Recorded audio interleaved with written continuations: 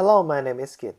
In this short demo, I would like to show you a business AI assistant that allows users to upload data, ask questions in a human language, and get answers with insightful visualizations. Before we are going into the technical details, I would like to briefly explain how I approach the assignment. For planning, I use my role to break requirements into a smaller tasks, gathering idea, and design system flow. I first review the requirements and define the task and what we'll need to deliver, which has three major tasks: database, AI agent, and user interface. In this video, I will walk through the system architecture, then demonstrate how the agent interact with the users, and finally discuss some limitations and future improvements. Let's start with the workflow. Here's the system design flow. For example, when users send a message to the agent chatbot, the router agent will classify the message and flag if the message is identified as a business query. It will be sent to generate answer agent, and if it contains the visualization needs, it will send to the plot agent. And if it's not about the business inquiry or need visualization, it will send to the cannot answer or out of policy agent. And if it's not about the out of policy, it will send to the chat agent. For example, the words like hello or how are you. Here is the closer look of how AI agent receive the message and respond it back to the user. For example, the chat message is hello, how are you doing? The router agent will route it to chat agent to respond it back as greeting. Another one is when user message with required to have a visualization.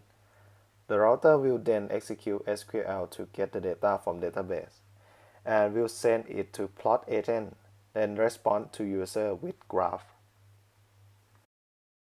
In this project, I separate service into three services.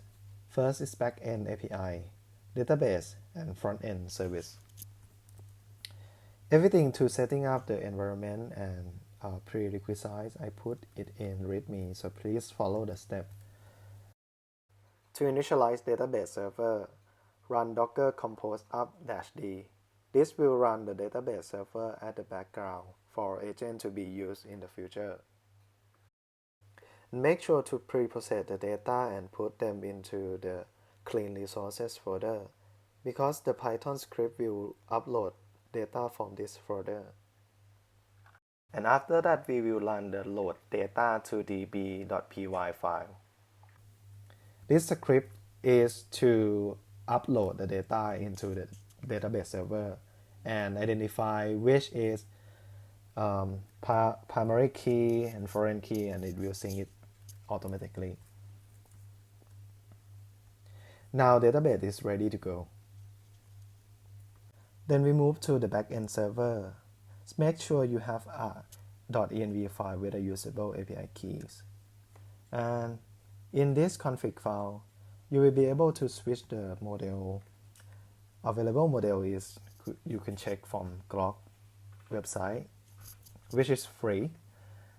In this video project, we'll be using the GPT OSS 120B, which is the OpenAI open source model that seems to have the highest parameters with 120 billion parameter, and it's free to 100,000 tokens per day.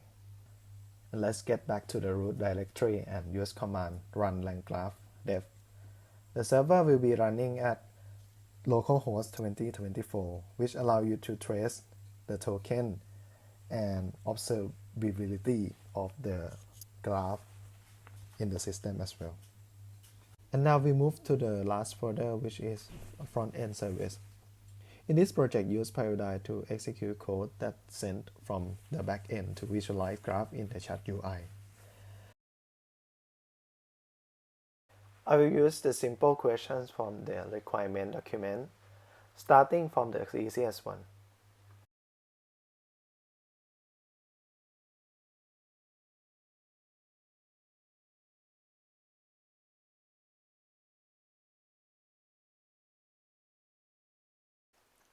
To visualize graph, this project uses Plotly library by prompting agent to use this specific one, because Plotly provide dynamic and allow user to interact at real time. Also use Priodie for executing at front-end UI. As we can see from the video, agent also provide key takeaway and potential insight from the plot.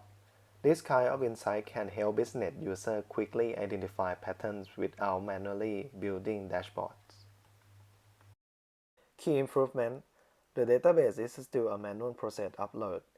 In the future, I would like to implement on-the-fly upload for users to upload their data on Chat UI and automatically update the database.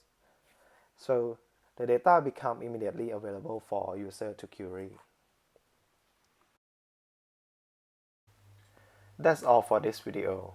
Thank you for your attention.